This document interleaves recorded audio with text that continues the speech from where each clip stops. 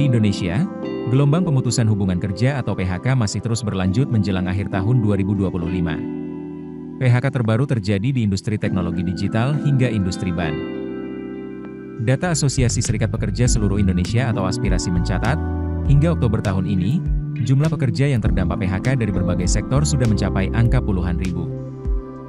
Presiden Aspirasi, Mira Sumirat, mengungkapkan bahwa PHK masif ini terutama terjadi pada sektor yang sensitif terhadap perlambatan ekonomi global dan adaptasi pasca pandemi, seperti sektor digital, manufaktur, dan otomotif.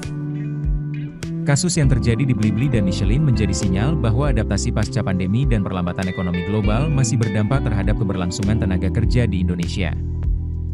Mira mengungkapkan, potensi PHK masih akan berlanjut hingga akhir tahun, khususnya di industri yang menghadapi penurunan permintaan dan efisiensi bisnis.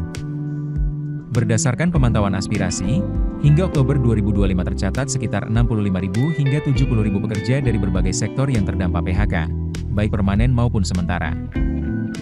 Meski demikian, Mira mendorong agar langkah efisiensi yang diambil pengusaha tidak selalu berujung pada PHK massal.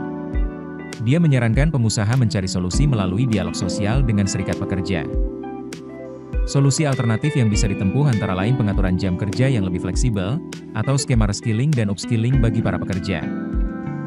Penyerapan kerja baru memang masih terjadi, terutama pada sektor jasa, logistik, dan ekonomi kreatif. Namun, pertumbuhan lapangan kerja baru tersebut belum sebanding dengan tingginya angka kehilangan pekerjaan. Artinya, masih ada kesenjangan antara kemampuan pasar kerja menyerap tenaga baru dan meningkatnya jumlah pekerja yang terdampak restrukturisasi.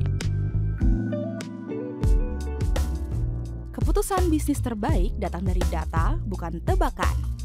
Mudah berlangganan Business Insight dengan subscribe with Google.